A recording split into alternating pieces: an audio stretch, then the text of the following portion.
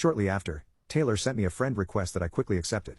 I'll admit, at this moment, I was being shallow because she's undeniably attractive, and she messaged me right after. She asked if I had seen the post, yada yada yada, just small talk. Then the conversation quickly turned into making plans to get dinner and drinks one night. It was Karen's first weekend with the kids, so Taylor and I went out.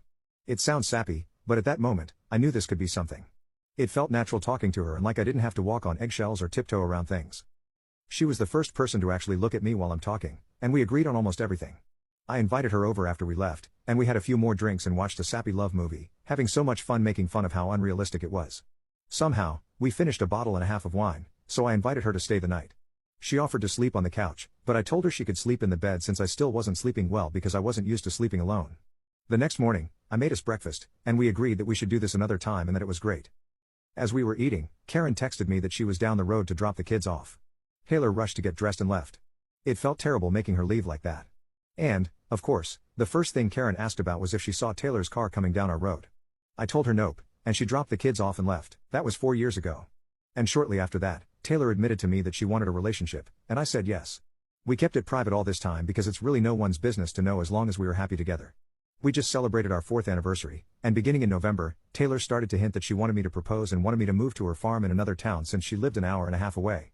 Our anniversary was December 1st, and she planned a surprise dinner with all our friends to propose to me. I couldn't believe that she really did all this for me. All our friends were incredibly supportive and agreed that we seemed happy together and deserved to be happy with each other. The next day, I made a post that we were engaged. This was the first post about Taylor and me on each other's page.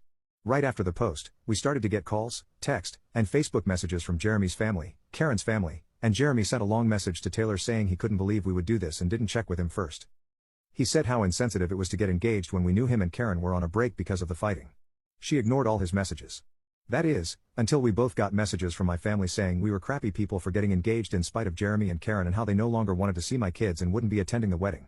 Taylor started to help me sell my house since she also works for a real estate company. We packed all my stuff up, sold all the furniture, and moved me into Taylor's house. I left my job and was actually able to get a job at her company as a salesman. She has 2 sons who treat me very well, and while they don't call me their dad,